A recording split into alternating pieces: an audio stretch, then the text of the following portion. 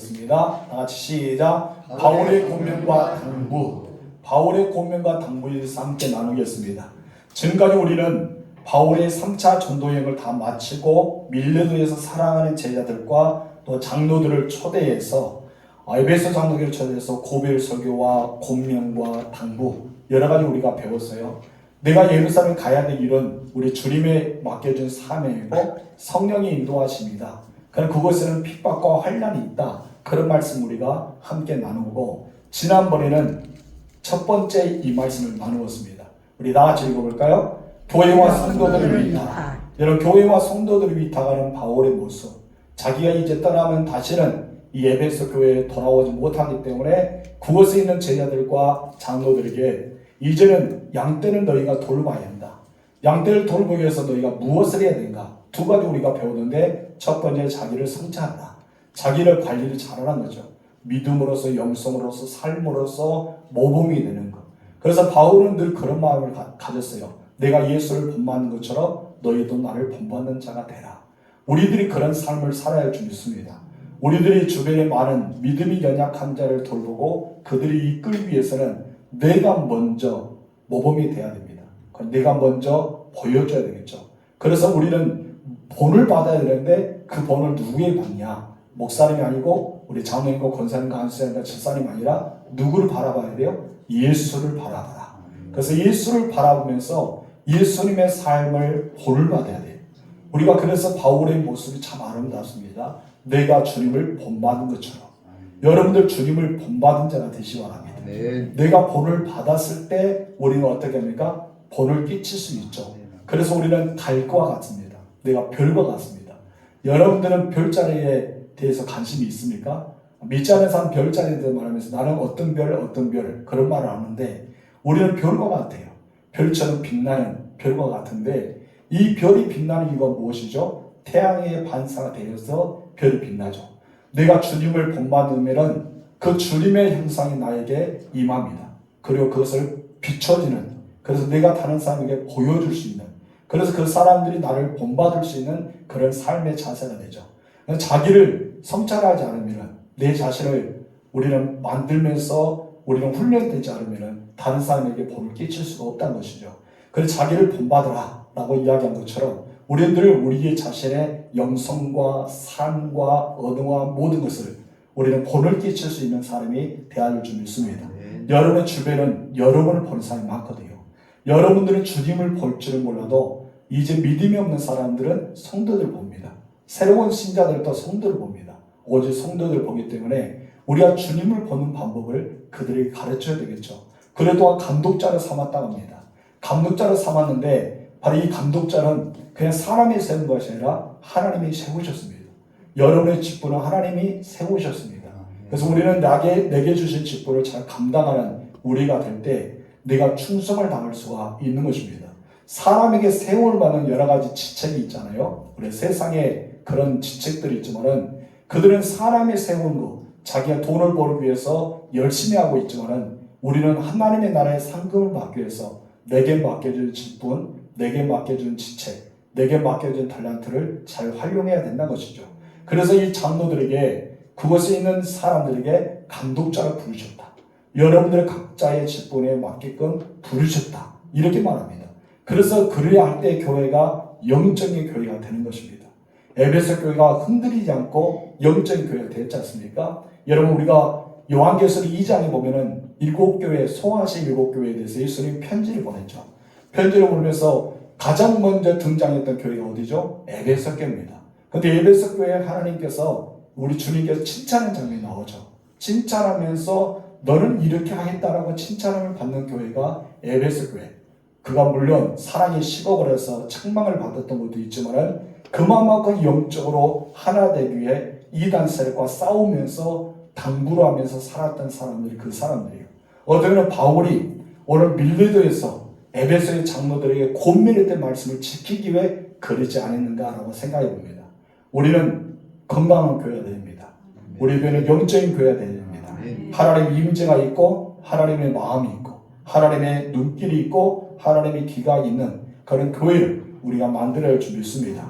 그래서 바울이 왜 그런 말을 해서 에베소 교회가 이단들의 세력과 싸워서 밀고 다니는 걸 물리치며 살아갈 수 있었는가? 그에 대해서 이야기하면서 두 번째 보면 그 이야기를 우리는 알 수가 있습니다.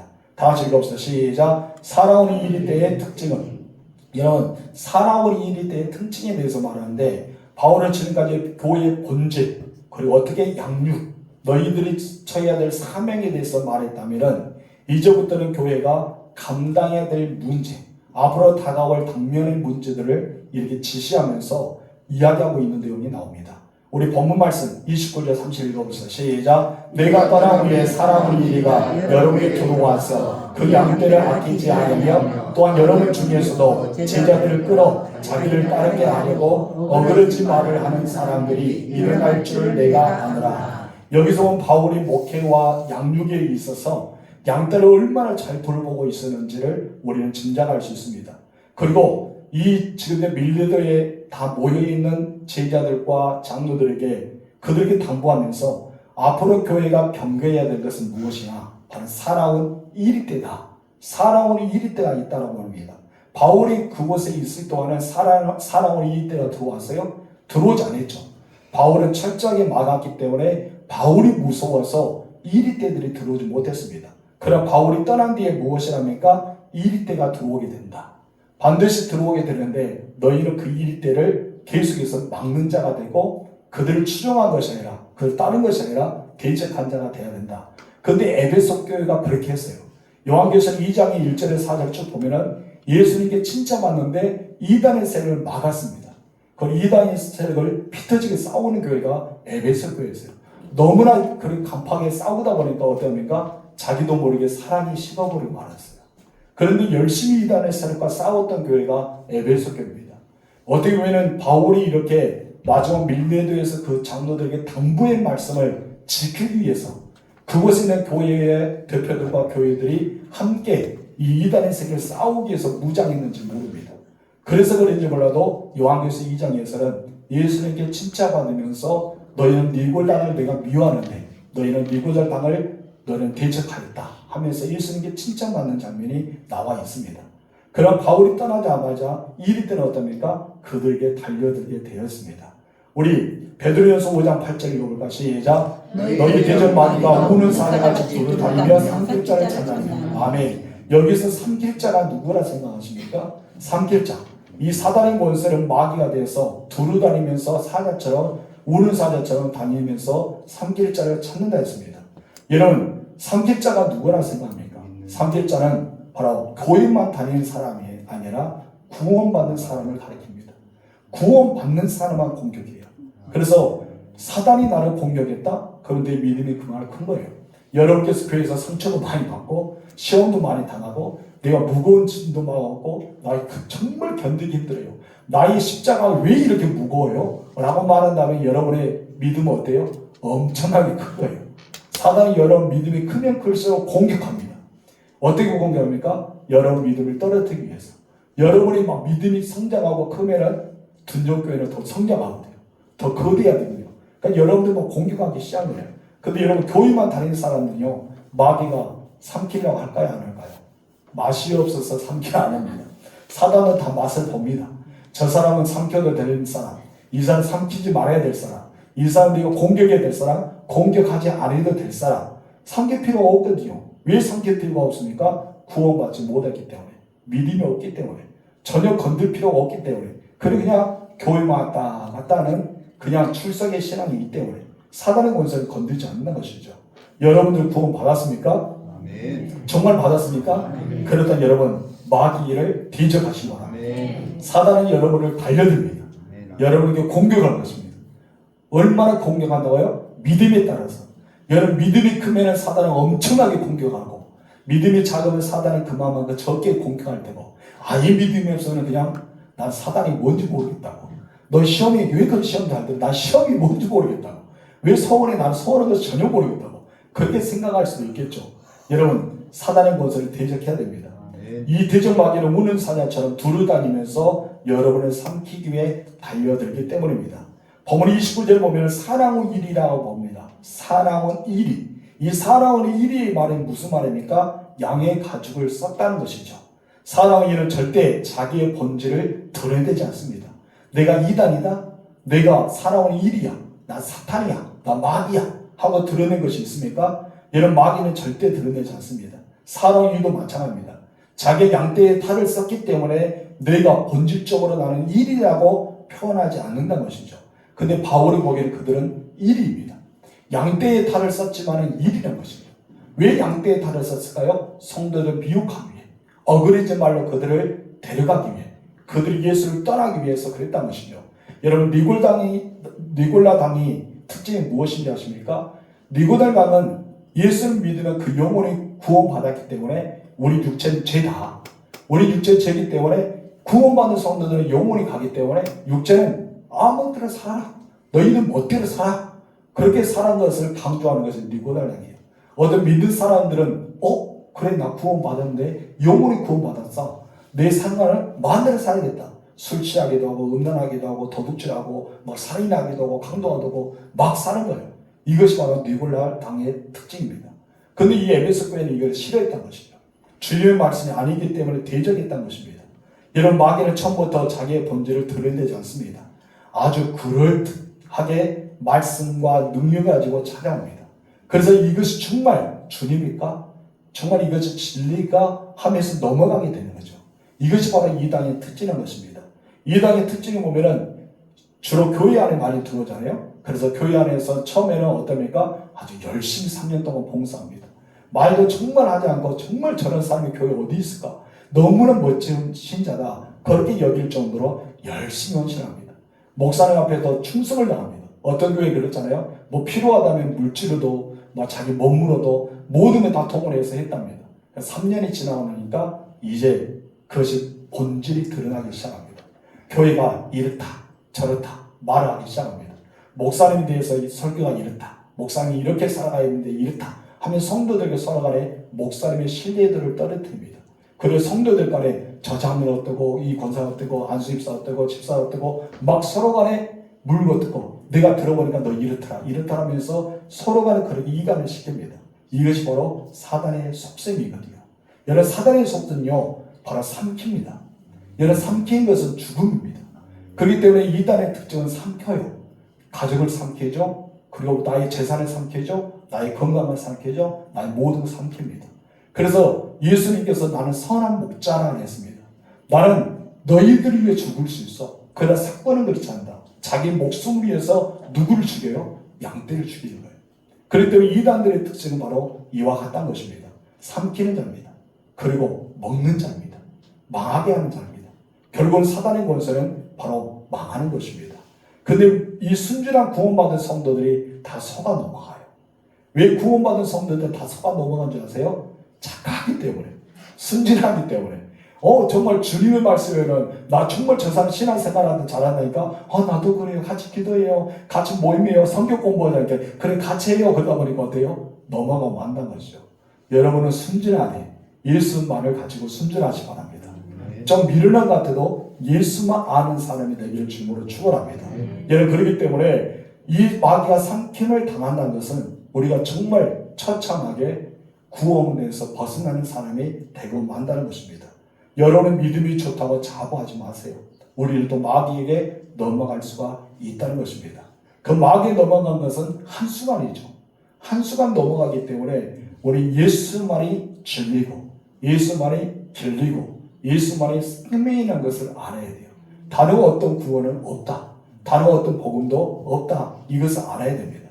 그래서 베드로전서 4장 7절 중간에 이렇게 경고하죠. 시작. 그러면 너는 정신을 차리고 근신을 구하라. 무엇을 차려라? 정신을 차려라. 우리 예수님 인사합시다. 정신 차립시다. 왜 정신 차려야 될까요? 이 사단의 권세가 우는 사자처럼 달려들거든요. 누구에 달려들어요? 여러분에게. 구원받은 여러분들에게 달려들어요. 이 사단이요, 나 사탄이야 하면 달려드는 사람이, 그런 사탄이 있을까요? 나 귀신이야 하면 나타나니까? 아니죠. 나 마귀야 하면 나타나지 않죠. 여러분, 여기에서 살아온 이리 때도 마찬가지입니다. 이 때는 어린 양이 탈을 썼습니다. 어린 양이 이 이리가 일인 줄 몰라요. 그냥 자기들과 같은 믿음이 좋은 사람이라고 여기진 것입니다. 그럴 때 이리는 상황이 아주 글르드한 좋은 신앙을 가졌다고 생각하면서 다가오기 시작합니다. 어쩌면 천사의 모습 같습니다. 그럼 이것은 천사의 모습을 가장하는, 바로 양의 모습을 가장하는 바로 속아 넘어갈 수밖에 없게 만드는 사탄의 작전이었던 것입니다. 이 사단의 일이, 바로 이 사나운 일이가 들어왔을 때 어떤 일이랍니까? 우리 29절 읽어볼까? 시작. 내가 떠난 후에 사나운 일이가 여러분에게 들어와서 그 양떼를 아끼지 않아요. 양떼를 어떤가? 아끼지 않았던 것입니다. 여기서 아끼지 않았던 것은 성도들을 아끼지 않았어요. 상처를 받든 말든 시험에 들든 말든 신경 쓰지 않습니다. 오로지 자기에만 영광을 돌리기를 원하기 때문입니다. 처음에는 글들하게 등장합니다. 멋진 사람처럼 등장합니다. 얼마나 충성되고 얼마나 믿음이 좋고 얼마나 과장한 것처럼 등장하게 되죠. 시간이 지날수록 어떻습니까? 그것에 현혹되어 넘어가는 사람들이 믿음도 잃고 마음도 잃고 상처를 받기 시작합니다. 그래서 이들을 가리켜서 무엇을 합니까? 사나운 이리때라 합니다. 사나운 이리때. 이런 사나운 이리들을 잘 분별하시기 바랍니다. 우리는 잘 분별할 수 있는 은혜가 있어야 돼요. 진짜 믿음이 좋은 사람은 어떤 사람입니까? 우리가 함께 신앙생활하는 성도를 돌봐주고 때로는 전화로 안부도 하고 기도도 해주고 신방도 해주고 오른만도 해주고 함께 기뻐해주고 함께 울어주고 어떻게 예수님 마음처럼 예수님처럼 그를 사랑한 것이 우리가 진정한 성도가 아닌가라고 생각합니다. 근데 여러분 가짜 성도는 어땠는가요? 그 사람이 상처받든 말든 그 사람이 그냥 시험 들든 말든 신경 안 써요. 왜요? 그 사람이 죽도 말도 상관없어. 나만 살아야 되기 때문에 나만 영광 받아야 되기 때문에 나만 최고이기 때문에 그렇게 일이 때는 달려든다는 것입니다. 그러나 목자는 어떻습니까? 양을 지키기 위해 생명을 버리지 않습니다. 여러분 100마리 양이 있는데 한 마리 양을 잃어버렸어요. 90 양을 놔두고 한 마리 양을 찾기 위해서 헤매다니잖아요. 그리고 찾고 나니까 기쁨으로 어깨를 메고 와서 잔치를 베푸는 것이 바로 목자입니다. 바로 우리의 심정이 그와 같아야 된다는 것이죠. 우리가 신앙생활할 때 옆에 있는 성도들을 돌아보는 사람, 때로는 전화로 안부를 물어보는 사람, 기도해주고 신방해주고 오른만져주시고 함께 기뻐하고 함께 울어주는 사람, 우리 예수님의 마음을 가지고 예수님처럼 하는 사람이 우리가 되어야 할 줄 믿습니다. 그러나 사나운 이들은 그러지 않는다는 거죠. 사나운 이들은 저들이 그냥 내팽개치는 거예요. 그들이 죽든 말든 상관하지 않습니다. 그렇기 때문에 사단의 권세에게 사로잡힌 자는 언제나 멸망의 길로 가는 것입니다. 저는 여러분들이 멸망의 길을 선택하는 것이 아니라 생명의 길을 걸어가는 사람이 되십시오. 여러분을 따르는 사람들은 다 어디의 길을 걷는 자? 생명의 길을 걷는 자. 여러분들은 생명의 길로 인도하는 인도자가 돼야 돼요. 우리는 생명의 길을 안내하는 안내자가 돼야 돼요. 우리는 생명의 길을 소개하는 소개자가 돼야 된다는 것이죠. 왜 그렇습니까? 여러분들이 구원받은 사람이기 때문입니다. 여러분 에베소 교회는 이 말씀을 받아들여서 그런지 몰라도 여러분 요한계시록에서 예수님께 칭찬받았는데 여기에 대해서 칭찬받았습니다. 그들은 이단에서과 싸워서 승리했습니다. 한마디로 피 터지게 싸웠어요. 정말 마음을 단단히 먹고 싸웠다는 것이죠.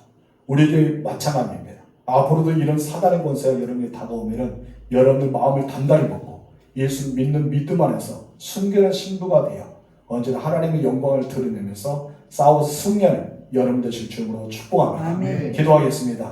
하나님 아버지 감사합니다. 때가 악할수록 정신을 바짝